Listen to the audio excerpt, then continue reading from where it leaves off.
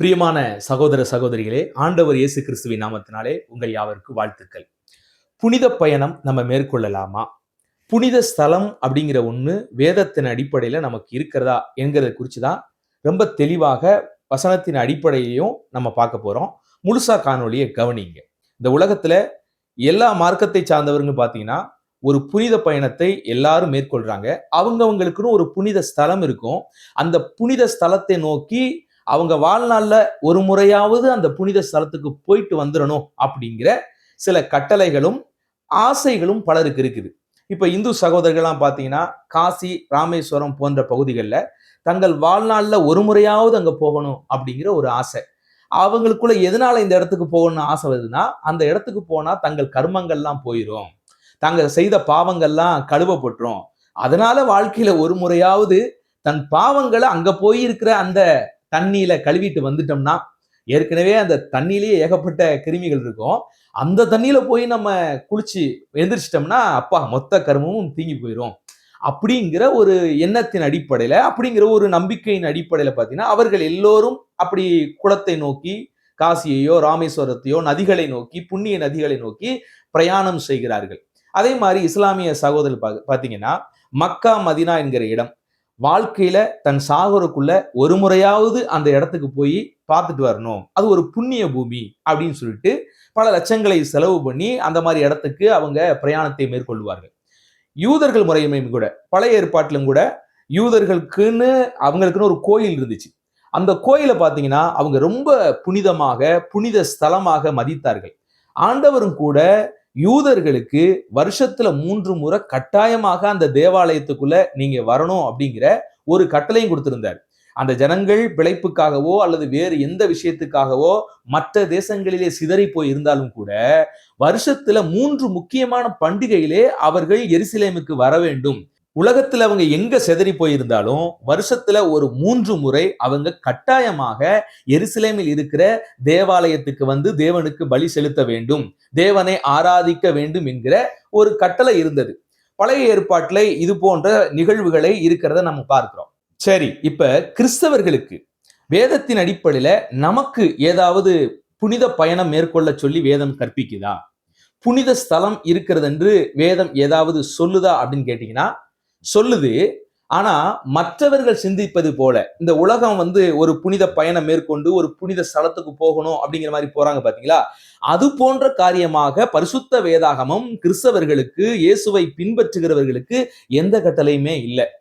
வரலாற்றுல பாத்தீங்கன்னா ரோமன் கத்தோலிக்க திருச்சபை இது போன்ற ஒரு புனித பயணம் நம்ம செய்ய வேண்டும், நமக்கென்று ஒரு புனித ஸ்தலம் இருக்கிறது என்கிற ஒரு மூட நம்பிக்கையில பாத்தீங்கன்னா அநேக கொலைகள் இதனால நடந்துச்சு. வரலாற்றுல நீங்க திரும்பி பார்க்கும்போது ரோமன் கத்தோலிக்க சபை செய்த ஒரு மிகப்பெரிய பாவம், பாதகம் என்னன்னு கேட்டீங்கன்னா சிலுவை போர். அந்த சிலுவை போர் என்கிற ஒன்றை அவர்கள் எதனால ஏற்படுத்தினாங்க கேட்டீங்கன்னா, நாங்க எருசலேமை மீட்க போறோம், எருசலேம் வந்து இப்பொழுது இஸ்லாமியருடைய கையிலே இருக்கிறது, ஆதலால் நாங்கள் அதை போர் புரிந்து மீட்க போகிறோம் என்கிற ஒரு புத்தியீனமான செயலுக்குள்ள கடந்து போனாங்க. அது அவங்க பெருவாரியா நியாயப்படுத்துவாங்க. இல்ல இல்லங்க, நாங்க கடவுள் பாதம் பட்ட பூமி ஆகிய அந்த எருசலேமை மீட்கணும் தான் நாங்க போனோம் அப்படிங்கிற மாதிரி எல்லாம் போவாங்க. ஆனா அது வேதத்துக்கு எதிரானது, பரிசுத்த ஆவியானவருக்கு எதிரானது, கிறிஸ்துவுக்கு எதிரானது. கிறிஸ்து இப்படி வந்து அநியாயமா மக்களை போர் தொடுத்து கொன்று அந்த இடத்தை பிடிக்கணும்னு நமக்கு சொல்லல. தேசத்தின் பாதுகாப்புக்காக நமக்கு காவல்துறை இருக்குது, இராணுவம் இருக்குது, அதெல்லாம் சட்ட ரீதியாக செயல்படுகிறது. அது வந்து வேதம் அனுமதிக்குதான்னு கேட்டா நிச்சயமாக சில வசனங்கள் அதற்கு அனுசரணையாக இருக்குது, நம்ம ஏற்றுக்கொள்கிறோம். ஆனா இந்த மாதிரி ஒரு புனித ஸ்தலம் என்று கருதி அதுக்கு ஒரு புனித யாத்திரை செய்து அங்க போகணும், அதை மீட்கிறதுக்காக நாங்க வந்து சிலுவை போர் எடுக்கிறோம் இப்படிங்கிற ஒரு விஷயம் வந்து வேதத்துக்கு முரணானது என்பதை புரிந்து கொள்ளுங்க. ஆனா கத்தோலிக்க திருச்சபை அன்னைக்கு இருந்த போப்பாண்டவரின் தலைமையில பாத்தீங்கன்னா புனித பூமி எருசலேமு, அதனால நாங்க அதை மீட்க போறோம் என்கிற ரீதியிலே அநேக மக்களை பல ஆசை வார்த்தைகளை கூறி, இந்த போர்ல நீங்க கலந்து கொண்டீங்கன்னா செத்து போயிட்டீங்கன்னா நேரடியா நீங்க சொர்க்கம் போயிருவீங்க, அல்லது நீங்க இந்த போர்ல தொடுத்தீங்கன்னா உங்களுக்கு நிறைய பொருட்கள் எல்லாம் தருவோம், இது போன்ற சில ஆசை வார்த்தைகளை காண்பித்து பாத்தீங்கன்னா திரளான ஜனங்களை மற்ற நாடுகளில் திரட்டி கொண்டு போய் கொத்து கொத்தாக மனிதர்கள் இறந்தாங்க. அநியாயமாக இருந்தாங்க. அநேக குழந்தைகள் இருந்தாங்க, அநேக பெண்கள் இருந்தாங்க.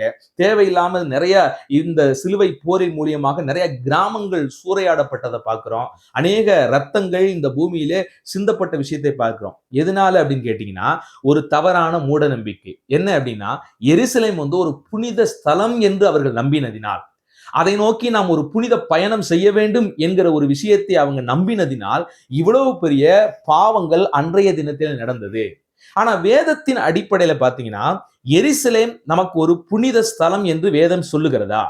அதை நோக்கி நாம் ஒரு புனித பயணம் செய்ய வேண்டும் என்று வேதாகமம் கற்பிக்கிறதா அப்படின்னு கேட்டீங்கன்னா, நிச்சயமாக அது இல்லை. நம்ம வாழ்ற இந்த பூமியை போலதான் அந்த பூமியும்.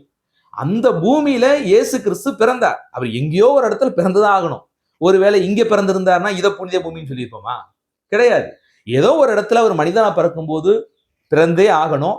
அதற்கு முன் குறிக்கப்பட்ட தேசம், தேவன் முன்னதாகவே குறிக்கப்பட்ட தேசம் எதுன்னு கேட்டீங்கன்னா எருசலேம்.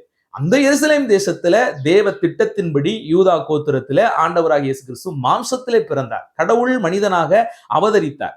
அதனால அந்த பிளேஸை தேர்ந்தெடுத்து பிறந்தாரே ஒழிய, அவர் பிறந்ததுனால அந்த தேசம் ஏதோ ஒரு புனிதமான பூமி என்று நம்மால் என்ன செய்ய முடியாது, சொல்லிடவே முடியாது. அதை நோக்கி நம்ம ஒரு புனித பயணம் செய்ய வேண்டும் என்று சொல்லவும் கூடாது. அப்படிப்பட்ட மூட நம்பிக்கை அவர்களுக்குள்ள இருந்தபடினால ஆயிரக்கணக்கான மக்கள் கொத்து கொத்தாக மரித்த நிகழ்வை பார்க்கிறோம். அப்ப வேதத்தின் அடிப்படையில இந்த மாதிரி ஒரு புனித ஸ்தலம் அப்படின்னு நமக்கு இந்த பூமியில கிடையாது. புனித பயணமும் நம்ம செய்ய தேவையில்லை அப்படின்னா, அப்ப நீங்க சொன்னீங்களே புனித பயணம் செய்யுங்கள் அப்படின்னு நம்ம டைட்டில் எல்லாம் போட்டிருக்கோமே, இதற்கு என்ன அர்த்தம் அப்படின்னா, இப்ப பைபிள் சொல்லுகிற அந்த உண்மையான சத்தியத்துக்கு நேராக போவோம். நல்லா கவனிங்க, வேதாகமும் இந்த பூமியை பொறுத்த வரைக்கும் நம்ம எல்லாம் வாழ்ற வாழ்க்கை என்னன்னு குறிக்குது. பரிசுத்தவான்களும் சரி, நீங்க ஆபிரகாம் முதற்கொண்டு ஏனைய எல்லா பரிசுத்தவான்களும் அவருடைய மனநிலைமையிலே இந்த பூமியில எப்படி வாழ்ந்தாங்கன்னா, பரதேசி என்று சொல்லி வாழ்ந்தார்கள். அவர்கள் தேவனுக்காக வாழ்ந்தாங்க.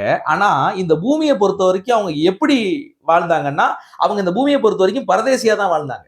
நிலையான நகரம் நமக்கு இங்க இல்லை, வரப்போகிற நகரையே நாடி தேடுகிறோம் என்ற எண்ணத்தில் தான் பழைய ஏற்பாட்டு மக்களும் வாழ்ந்திருக்காங்க. அவங்களுக்குன்னு ஒரு குறிப்பிட்ட தேவாலயம் இருந்தது. அதை ஒரு புனித ஸ்தலமாக அவர்கள் கருதி கொண்டிருந்தாலும், உள்ளத்திலே ஆழமான விசுவாசம் எப்படி கொண்டிருந்தாங்கன்னா, அவங்க இந்த உலகத்துல நமக்கு எந்த புனித ஸ்தலமும் இல்ல, பரலோகத்தை நோக்கி தான் போறோம் அப்படின்னு அவங்க கூடாரங்களிலே கூடியிருந்து பரதேசிகளாய் வாழ்ந்ததாக வேதத்திலே பார்க்கிறோம். ஆனா புதிய ஏற்பாட்டுக்கு வரும்போது இப்ப நமக்கு தேவாலயமே கிடையாது. தேவாலயம் இப்ப யாருன்னு கேட்டீங்கன்னா நாம தான். அப்ப நல்லா கவனிங்க, இயேசு கிறிஸ்துவால் மீட்கப்பட்ட ஒவ்வொரு நபரும் தேவனுடைய ஆலயமாக மாறுறாங்க. அப்படின்னா ஒவ்வொருடைய திருவுடலுமே புனித ஸ்தலம் தான். அப்ப இந்த புனித ஸ்தலத்தை நம்ம இந்த சரீரத்தை எவ்வளவு தேவனுக்கு மகிமையாக இதை நம்ம செயல்படுத்துறோமோ, வேதம் சொல்லுகிறது, உங்கள் ஆவியினாலும் உங்கள் சரீரத்தினாலும் தேவனை மகிமைப்படுத்துங்கள். நீங்க இந்த பூமியில இருக்கிற வரைக்கும் புத்தியுள்ள ஆராதனை செய்யுங்க. எப்படி புத்தியுள்ள ஆராதனை செய்யறது? உங்கள் சரீரங்களை ஜீவ பலியாக ஒப்பு கொடுத்து, இந்த சரீரத்தின் மூலியமாக, இந்த சரீரத்தின் செய்கைகள் மூலியமாக கிறிஸ்துவின் வாசனையை வீசி கிறிஸ்துவை வெளிப்படுத்தி நீங்க வாழ்ற பாத்தீங்களா? அப்ப உங்களுடைய இருதயம், உங்களுடைய சரீரம் ஒரு புனித பூமியாக தேவனுடைய நாமத்தின் மகிமைக்காக இருக்கிறது. இந்த கான்செப்ட் தான் பைபிள் படி நமக்கு சொல்லி தருதே ஒழிய, பிபிலிக்கலா சத்தியத்தின் அடிப்படையில நம்ம சத்தியத்தை ஆராய்ந்து பார்க்கும்போது இதைத்தான் வேதம் கற்பிக்குது. அப்ப ஒவ்வொரு கிறிஸ்தவனுமே இந்த பூமியில வாழ்ற வாழ்நாள் ஃபுல்லா அவன் இது ஒரு புனித யாத்திரையாகத்தான் இருக்கிறது. இது ஒரு மோட்ச பயணம். இந்த மோட்சத்தை நோக்கி இந்த பூமியில வாழ்கிற ஒட்டுமொத்த வாழ்க்கையும், ஒருவேளை உங்களுடைய வாழ்நாட்கள் குறுகிய வாழ்நாட்களா இருக்கலாம், அல்லது நீங்க கொஞ்ச நாள் இன்னும் ஆண்டவர் வாழ இந்த பூமியில வைக்கலாம். ஆனா எவ்வளவு நாள் இந்த பூமியில வாழ்றீங்களோ அத்துணை வாழ்க்கையும் ஒரு மோட்ச பயணமாக புனித யாத்திரையாக இருக்கணும். அந்த அளவுக்கு உங்களுடைய இருதயம் பரிசுத்தத்தோடு இந்த பூமியிலே தேவ நாமத்தை மேம்படுத்தும்படி வாழ்றீங்க பாத்தீங்களா?